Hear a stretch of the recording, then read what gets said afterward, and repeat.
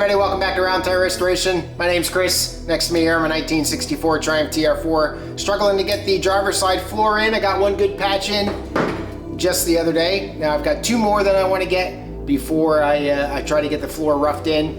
And one's going to be pretty straightforward, pretty simple in the heel board, but the one up front has got some relief imprints in it for whatever. You'll understand when I show you.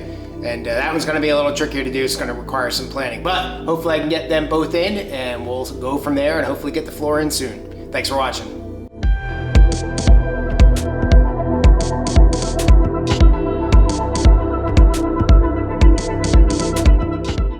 As I had mentioned, I don't intend to completely weld in the floor. There's just some spots in here that I can't get to everything because of the frame being in there.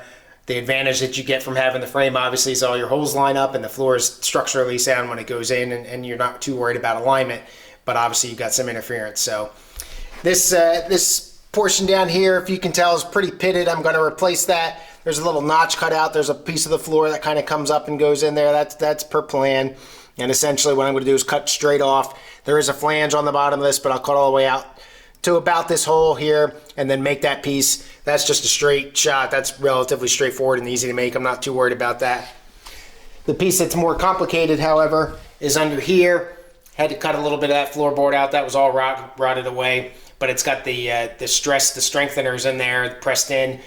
I kind of have an idea of how I'm going to do that. I just have to put theory to practice and get that done. So that's going to be the goal here. Once I get those done, I think I'm going to be in a good spot to get the floor in, at least tacked in, and then be able to move on to the other side. But first, obviously, we've got to take care of that. So we'll see how it goes. All right, so first thing I'm going to do, get this all area cleaned up in here. I got like the paint stripping brush on my 4.5-inch grinder. Get all the paint and the rust and the heavy duty stuff in there. Draw a straight line across and just take the cutting wheel to it and cut it up.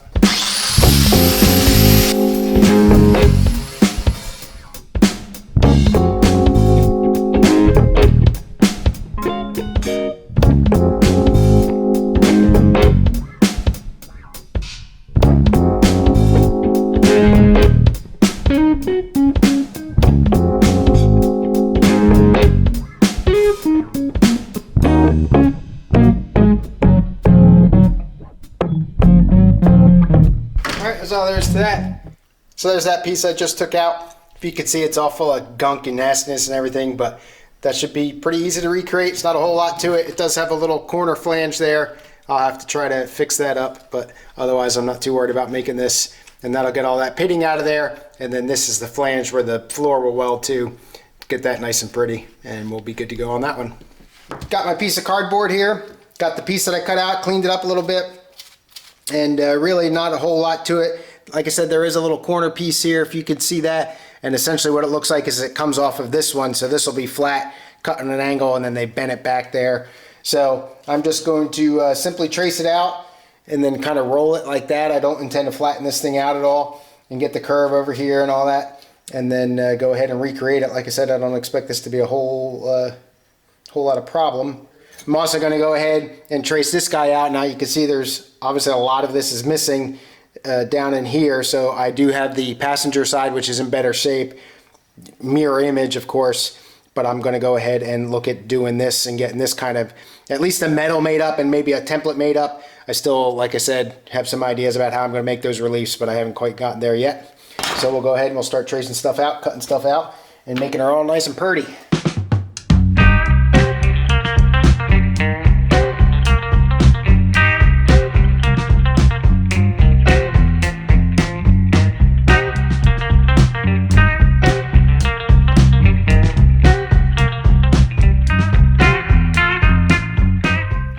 Alright, so that's all there is to that. Got that traced out. Go ahead and cut it. There's the template. So now I'll just put the ruler across there, or straight edge, whatever, so I can fold it properly. Make sure I fold it the correct way. Do my dotted lines so I know.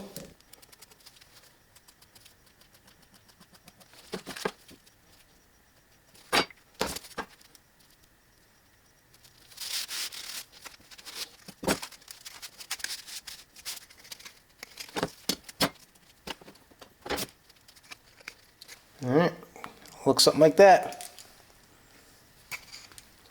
So now we'll be ready to make that guy. And I get some metal cut out. I do intend to leave this this part a little bit long because I want to be able to line it up, obviously. It's going to go in like this. I don't want to lose the length here. I want it to be a little bit long so I've got room to trim if I need to. So this is going to be, you can see all that overhang there, that's going to be a little higher than it needs to be. So the trick with this piece is, obviously since all that stuff was gone, what I have here is I have the inner sill, and I was able to kind of flop that around and trace it on the back side and then kind of sketch out where that inner sill would.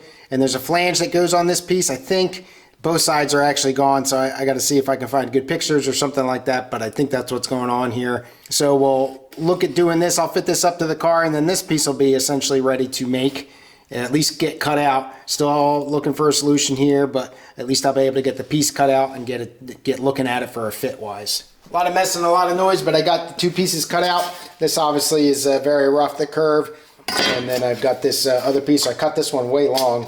Not quite sure how I messed up that as much as I did, but no matter. So what I'm going to do is bend that flange there, or size it up a little bit better first and then bend it, and then that one essentially will be ready for some rough fits and everything to try to get that going or close to being welded in, and then I'll start playing with this guy. Got the little piece that I just cut out from the floorboard, or the heel board I should say.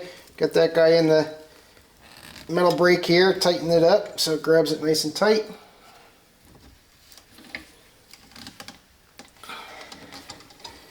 No, I still haven't invested in a good metal brake.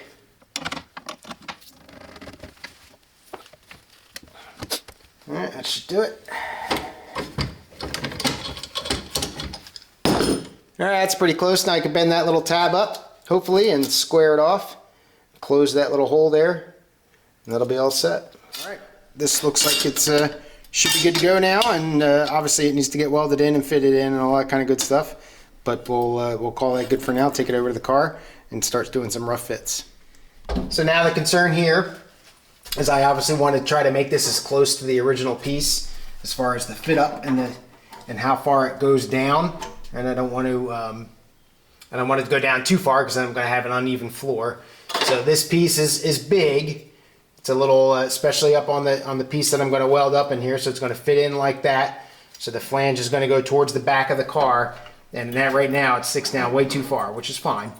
I just have to measure it up, comparing it to this piece. So what I'm going to do is the grinding wheel that I use, the cutoff wheel, is about as thick, maybe even just a little bit thicker than these little offset things. So I'm going to put this guy back in, take measurements like from known points, you know, how far down below it goes, between the lowest part of this strengthening rib here, and just measure all this stuff up, and then try to make this one match.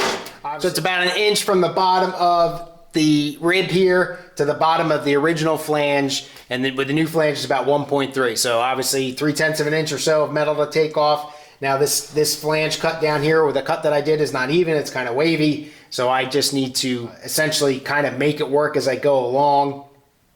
I might be able to sneak this behind and trace, go to the inch and kind of trace. I think I'll try that.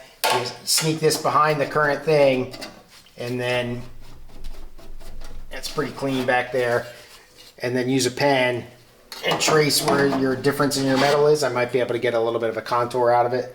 We'll give that a shot real quick and see if that works. I'm gonna have to get under the car though. All right, I think I got that lined up pretty good, and essentially all I did was just stick the ruler up there and then clamp one side, leave the other side unclamped so I could kind of pivot on that one that was partially clamped, and then just set that side, and then loosen the other side up, set that guy, and push that up, and now it's set up.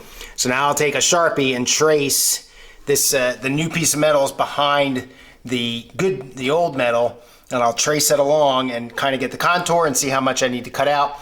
This over here is really close, so close that I'm not going to move it, but that's another concern, is obviously I've got to be set right to left the correct way. One thing I do want to do real quick that I forgot is I need to measure that notch and worry about, you can kind of see this notch on the floor right there, that thing traces all the way back.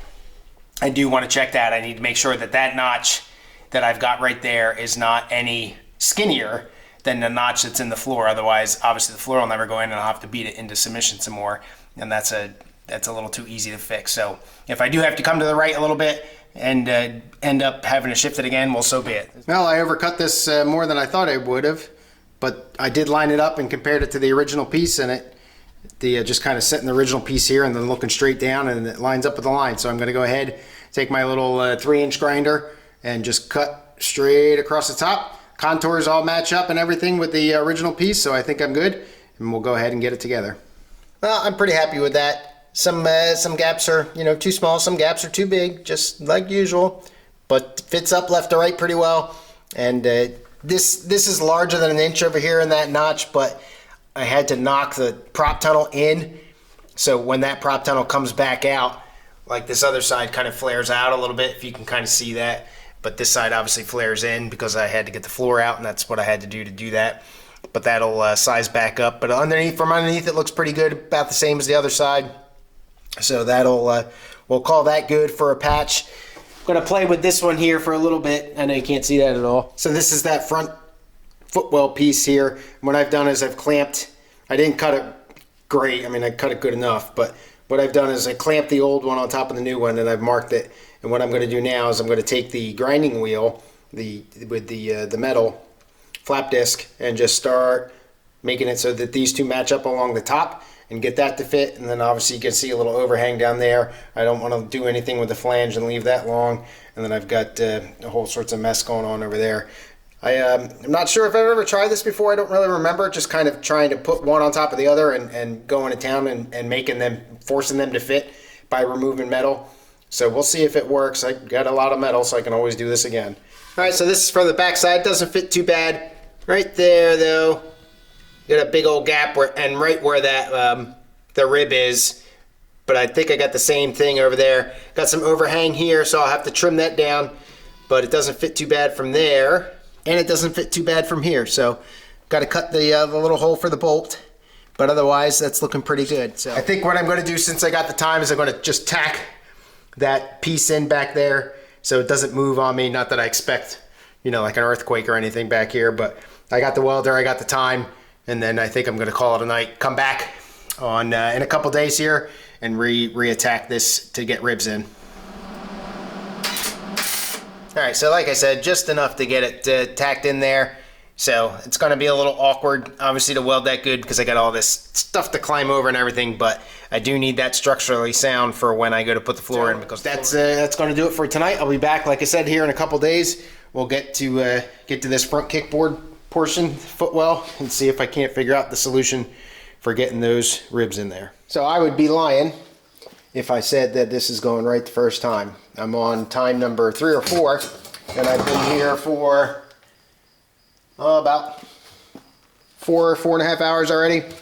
So here's the final wooden buck. So I've got 3 pieces of wood in here. This is really, really hard stuff, harder than oak. I don't remember what it's called, a peony or something like that, I'm not sure.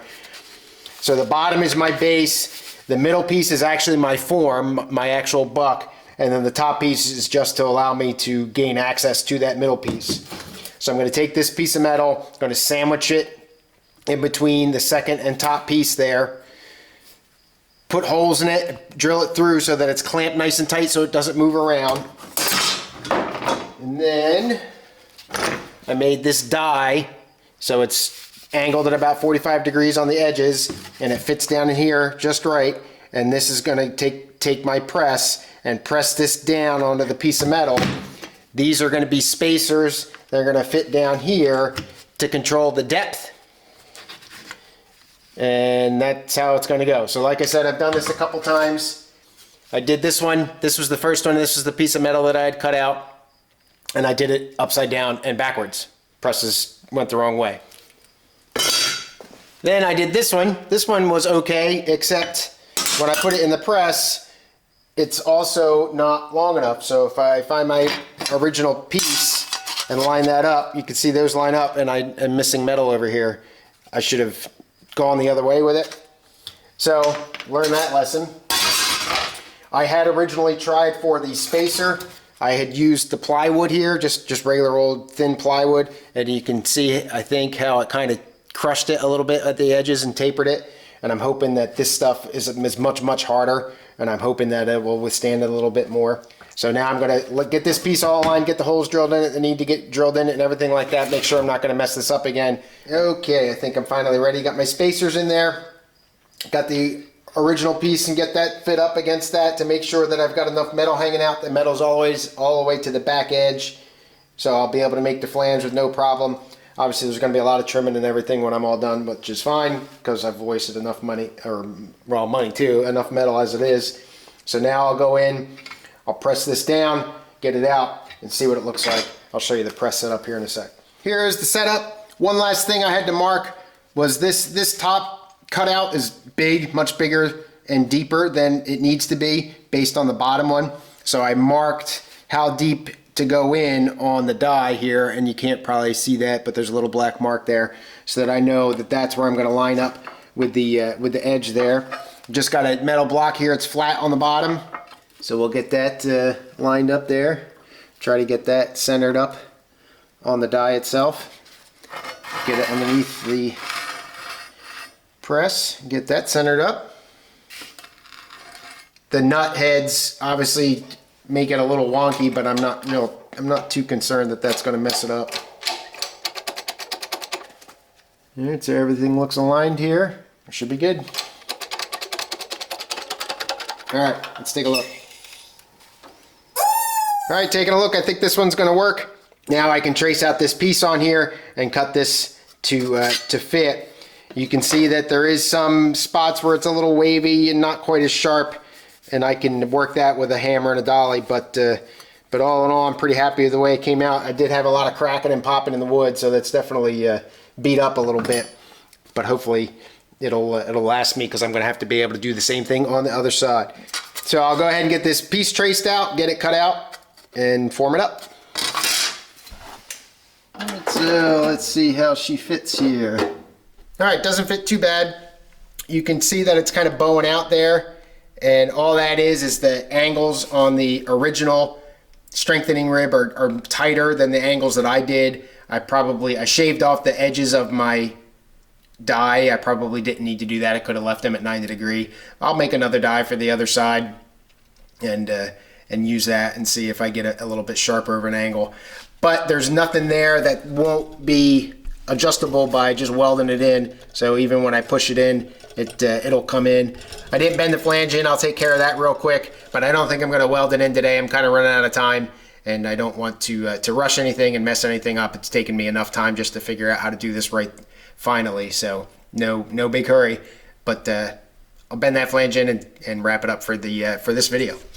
Alright everybody, that's all I got. Thanks so much for watching. Leave a comment below, tell me what you think. Definitely not an instructional video today. If you do want to learn how to do this properly or better and kind of see some good results, there's a gentleman, Carl Fisher, has a YouTube channel, Make It Custom. Guy does a lot of impressive stuff with basic hand tools and stuff like that. Kind of like Fitzy a little bit, but a little just different. Fitzy's Fitzy. But I'll link to the description and up ahead here to the video that I watched, but the guy's got a bunch of good stuff out there. So a lot of spinning of the wheels, but I am happy with the end result, and that piece will go on the car. But that's all I got. So thanks again. Have a good rest of your day. Cheers.